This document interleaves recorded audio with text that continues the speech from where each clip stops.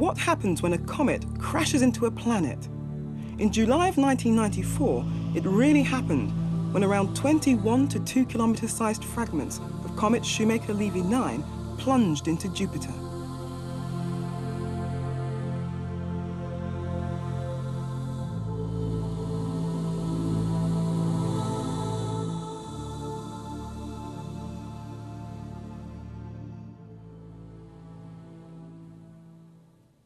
Despite Jupiter's huge size, the relatively tiny comet fragments made a spectacular impact, leaving huge scars thousands of kilometres across.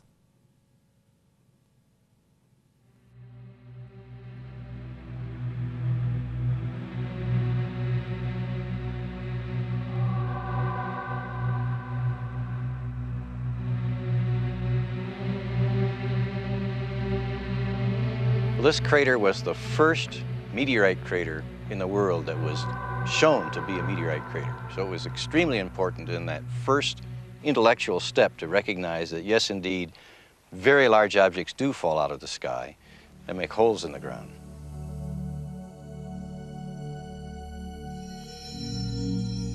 The object that formed Meteor Crater in Arizona 50,000 years ago was a relatively small one, around 60 meters in diameter. Nevertheless, it left behind a crater more than 1 kilometer across and 200 meters deep.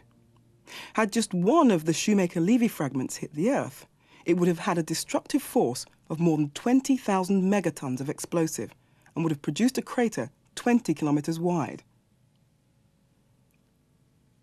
In common with the other planets of the solar system, the Earth has been hit by asteroids or comets many times. On Earth, we see very few craters because geological processes such as weathering and erosion soon destroy the obvious evidence. As a result, the idea that rocks the size of mountains can fall from the sky and affect life on Earth was often viewed as heresy by geologists. But craters do exist on Earth, though finding them can take you to some surprising places. One such place is the top of St. Georg's Church in the town of Nördlingen in southern Germany, which is situated close to the centre of the Riess crater.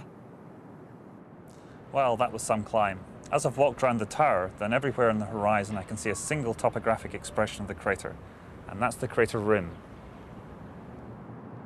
Although it's one of the best preserved impact craters on Earth, all we can see of the rim today is a ring of tree-covered hills in the distance that outline the 25-kilometre wide crater.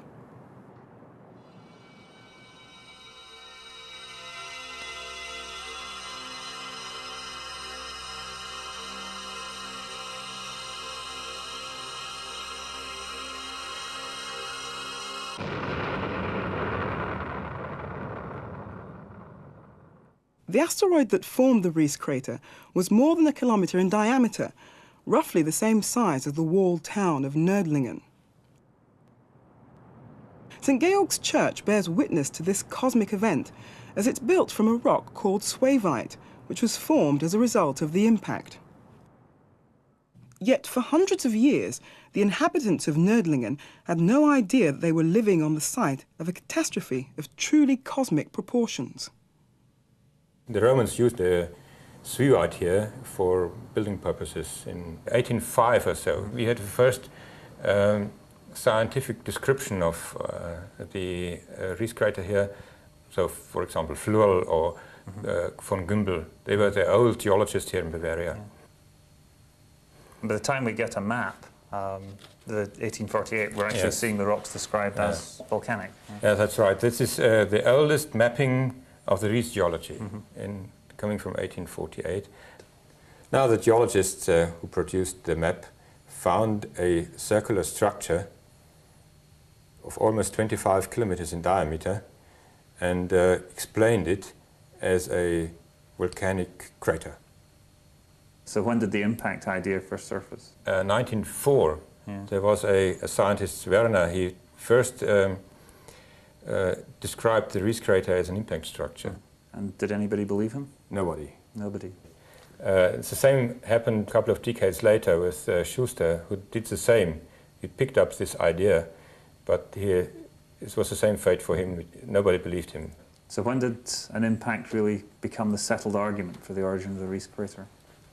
Well, an important event was in 1960 when Eugene Shoemaker, famous geologist, visited the Reese crater, and he came to the quarry of Otting, where he picked up a swiite specimen.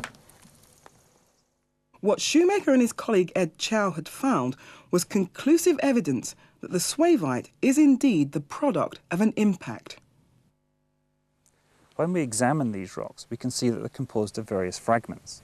These fragments are pieces of the crystalline basement that underlie the crater. When Chow and Shoemaker looked at the rocks, they found that the quartz crystals within them had undergone several changes. The atoms slip and reform in layers as a result of the impact. We see the lines between these layers. Other crystals had their structures altered with the high temperatures and pressures to produce two new minerals, stishovite and coesite. Glass. We all know it's a product of melting at high temperatures as minerals are fused together and then cooled. It shouldn't surprise us, therefore, that we find glasses in the swavite. These dark glasses can be up to several tens of centimetres in size. They're made during the impact, when the target rocks are subjected to such high temperatures that they're fused together and then quenched as the impact's fireball cools. The glasses also contain bubbles as a result of the sudden and rapid degassing that occurs as the rock is heated. The asteroid that formed the Reese crater had a destructive force equivalent to nearly 20,000 megatons of explosive.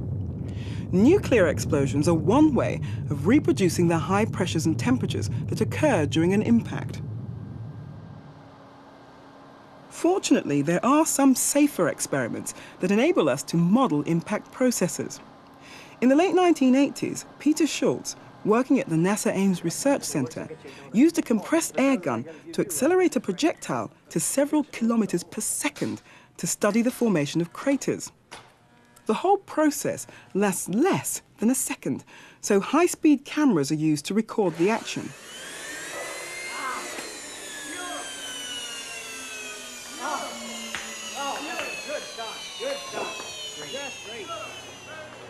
That's great. Okay, that did just what we expected. Here we can see where the red temper that we had on the surface of the target has been covered by the lighter material that was below it. And you can see the decay and eventually that of the thickness of that ejecta, and eventually it gives out about here where it predominantly becomes red. And as you go farther out, you can see just primarily red clumps that have impacted. By slowing down the impact to 1/16 of normal speed, we can see the curtain of ejecta that forms as the projectile hits the target. From such experiments, we can reconstruct the Reese impact. The asteroid crosses the Earth's atmosphere and becomes a brilliant fireball. At a speed of more than 35,000 kilometers per hour, this cosmic bullet penetrates the Earth's surface and comes to rest at a depth of approximately 1 kilometer. As a highly compressed gaseous body, it explodes and a shockwave spreads from the base of the crater. Molten, vaporized and pulverized rock is then ejected. In less than 1/10 of a second, this has reached its climax. During the next minute or so, a red-hot mixture of solid, liquid and gaseous material forms a blazing cloud over the crater. The high temperatures at the center of the crater cavity melt large amounts of the target rock. These fragments of green glass have the same chemical composition as the Jurassic and Triassic sandstones in the Reese. They were found in Moldavia in the Czech Republic, over 400 kilometers from the crater. Not surprisingly, they're known as moldavites. The same kind of glass is produced by melting the target in the high-velocity gun experiments. It too is thrown a long way from the point of impact, as this photograph shows. The tremendous amount of energy released by the impact sends shockwaves deep into the Earth and obliterates anything in its path. Just imagine the sheer power of a meteorite hitting the ground in the Reese. This is a shatter cone, in fact, from a crater in Canada, but it shows the kind of features that we expect to see. However, this specimen comes from a crater at Steinheim, less than 40 kilometers from here, which just goes to show that both lightning and meteorites can hit the same place twice. Quite frankly, what we have here is a mess. Just look how chewed up these rocks are as a result of the impact. There's really not much left of the original sediments. We have a combination of swavite and this mixed up rock that has been almost totally destroyed by the force of the impact. In fact, this rock consists of Triassic and Jurassic sediments that have been blasted across the landscape by the force of the impact, rolled on top of themselves, and then this curtain of swavite descended down on top of them. This entire process couldn't have lasted more than a few minutes at most. Quite amazing, really. In fact, this fracturing extends to some of the fossils we find in the rocks. This belemnite, for instance, has been broken apart by the force of the impact and then re-cemented later. The destruction even extends to the granites that lay more than half a kilometre below the surface. The temperature generated by the impact was enough to melt these and reset their radiogenic clocks, which tells us when the impact occurred, 14.7 million years ago. We can now reconstruct the events that followed this massive ejection of material. The air masses of the lower atmosphere removed by the passage of the asteroid rush back towards the crater. 20 seconds after impact, the crater has stopped growing.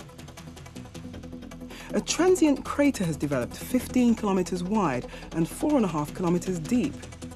Along the rim, the excavated material reaches a height of several hundred meters. At the same time, the crater floor starts to move violently upwards. During the next 1 to 2 minutes, the ejected rock falls back to Earth, forming a kind of blanket with a radius of approximately 50 kilometers around the crater. Some larger pieces of rock are thrown more than 100 kilometers, smaller fragments up to 400 kilometers.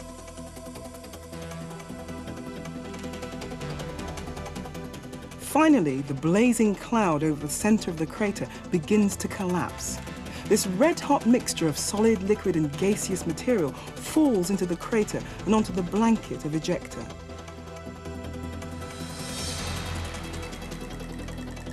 Huge blocks of rock outside the rim slip and fault, increasing the crater diameter to 25 kilometers.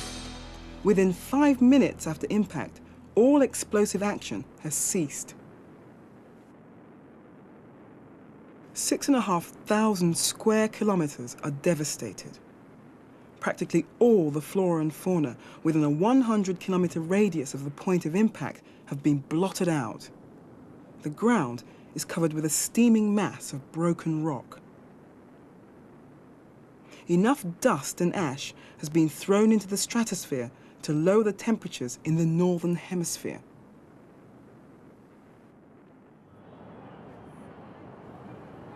Caught on film, a real fireball over Pittsburgh. Fortunately, the Earth's atmosphere offers us some protection against the impact of smaller objects like this one, many of which break up or hit at such low angles that they bounce off the atmosphere back into space. On Earth, we typically find craters that are circular and shallow, primarily by modification. But it's interesting because when you go to the other planets, you find a wide range of shapes and sizes of craters. So we can learn a lot by looking at other planets like Mars. This image shows a picture of an oblique impact on Mars. In fact, Mars has more than its share of oblique impacts. We don't know why, but the point is that we do see them. And here is an example on the Earth. In this case, the Rio Cuarto impact structures in Argentina. Well, we have here an impact that occurred maybe 2,000 years ago or less. And in this case, it was not just a low angle, it was a very low angle impact, maybe 10 degrees. When you have an oblique impact, a lot of the energy that would normally go into the surface of the planet or the Earth instead goes into the atmosphere. As a result, the consequences on the atmosphere are much more severe, and the consequences on the biosphere would then be much more severe. For Rio Cuarto, we know that most of this energy did not go into the ground. The layer of sand at Rio Cuarto is only about 30 meters deep. And it looked like it just barely penetrated that layer. That means that almost all the rest, and this is with an object that is 100 meters to 300 meters across, which means that almost all that energy, the rest of that energy, went into the atmosphere. So the question is, did it change the composition of the atmosphere? Did it draw in materials, soot? Did it create more NO2, NO during the massive shower that would have been produced? We really don't know. That's why the date is so critical. If a human had been there, like the Incas, if they had been standing at the foot of the Andes waiting for this to occur, they could have seen this event coming over the northeastern horizon. It would have been silent because, don't forget, this is all going at faster than the speed of sound. And what they would have seen would have been a growing glow that eventually would have gone up about 10 degrees above the horizon, and it would have looked like a rising sun. This brilliant ball would have been leaving a trail that then would have passed. Again, it's completely silent. So now if we go down to the midsection of Argentina where this finally hits, a person standing nearby, there again would have been no sound. There would have been this entire event, the entire flash, then the enormous winds that would have pursued it, that would have sucked anything in its path into it. And then if you were 100 kilometers downrange, you would have been immersed into this fiery mass, this intense temperatures rivaling the surface temperature of the sun, 6,000 degrees perhaps, that would have engulfed a region that perhaps extended as much as 100 to 200 kilometers downrange. That would have been the history. The witnesses would have been more likely the people who would have, at least the surviving witnesses, would have been up in the uprange directions. Downrange would have been a zone of incineration. Around 130 weathered impact craters have now been identified on Earth that range in size from a few tens of meters to over 200 kilometers. Each represents an event that would have had serious consequences for life on Earth at the time. Some may have been large enough to have had a global effect on the Earth's environment. The Earth, it seems, is at the center of a cosmic shooting gallery. Paleontologists are accustomed to think in terms of long-term geologic processes affecting the evolution of life. And if you now suddenly tell them, well, occasionally a stone the size of a mountain falls out of the sky and produces a global catastrophe, they just don't like that. It's against their scientific religion, if you will.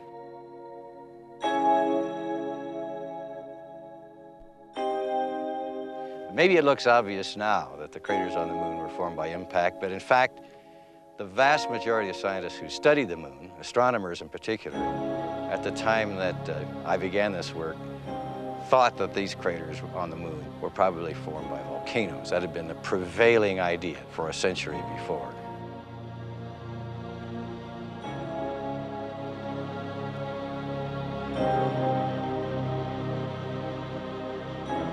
The beauty of going to the moon is there's no rain, no atmosphere to speak of. And so a crater once formed lasts a very, very long time. So we have a perfect record going back 3 1/3 billion years in which we could say, here is the rate at which these things have been formed, and compare that directly to the Earth.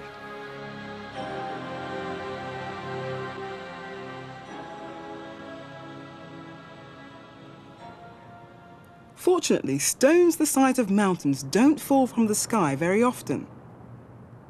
Objects the size of the one that formed Meteor Crater hit the Earth around once or twice per 1,000 years. The asteroid that formed the Reese Crater is perhaps a 1 in a million year event. On the 1 in 100 million year timescale, the Earth is hit by a 10-kilometer sized object.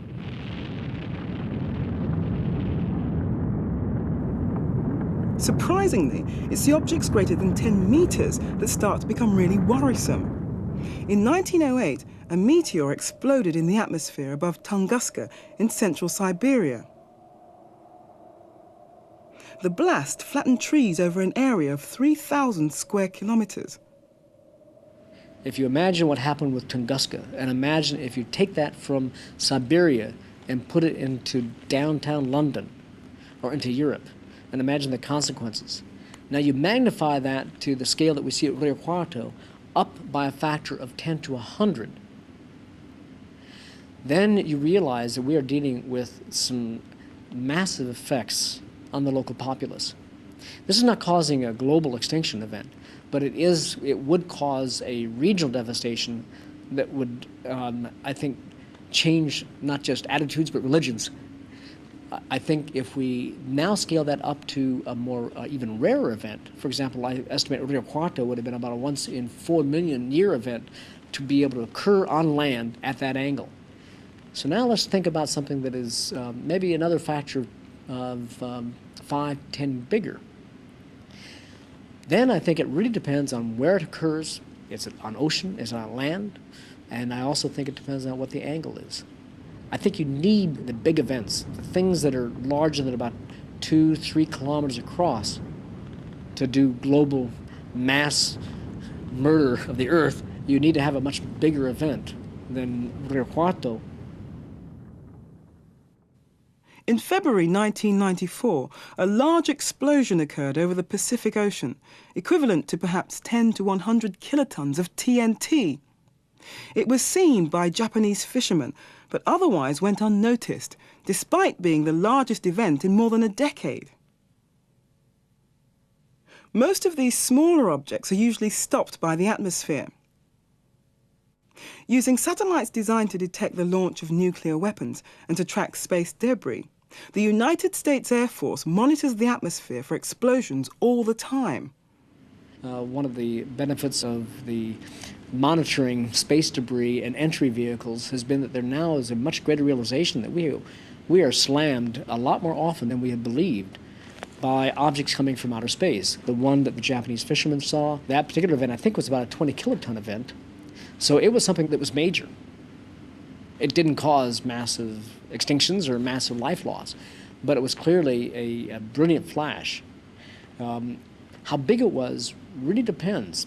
For example, if it were a comet, or if it were a fluffy ball, or if it were an asteroid, they would each have different scales and different depths of penetration. That's one of the reasons why it's important to understand the provenance of these objects, whether or not they are simply occasional interlopers, or whether or not these are disasters waiting to happen, that is, that they're in Earth-crossing orbits. It's important to find out what type of objects these are. It's also important to monitor this in a real way.